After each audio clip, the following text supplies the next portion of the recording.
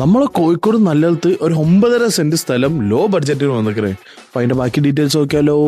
ഇതാണ് നമ്മളെ സ്ഥലം വരുന്നത്. ഏതാ ഇതെങ്ങനെ വരുന്നത്? ഇതിന്റെ സ്ഥലം സത്യം പറഞ്ഞാൽ ഒരു എൽ ഷേപ്പിലാണ് വരുന്നത്.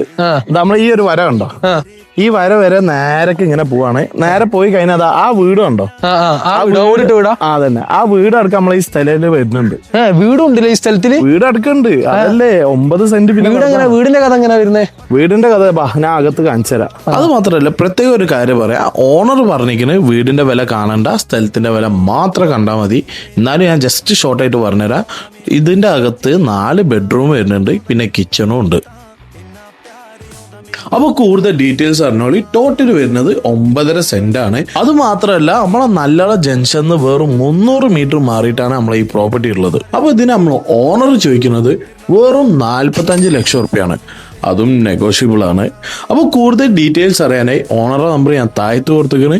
പിന്നെ ഇതുപോലത്തെ വീഡിയോ നിങ്ങൾക്ക് ഓൺലൈനിൽ സെയിൽ ചെയ്യാനായി മുകളിൽ എൻ്റെ നമ്പർ കൊടുത്തിരിക്കുന്നു, അതിലേക്ക് വിളിച്ചോളി. അപ്പോൾ മറ്റൊരു വീഡിയോമായി കാണാം. ബൈ.